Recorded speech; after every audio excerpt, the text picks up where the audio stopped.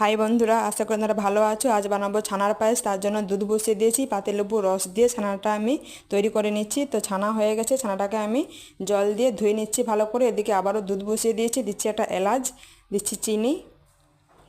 তো ছানার জলটা আমি ঝরিয়ে নিয়েছি, তো দিয়ে ছানাটাকে আমি ভালো করে ভেঙে নিচ্ছি।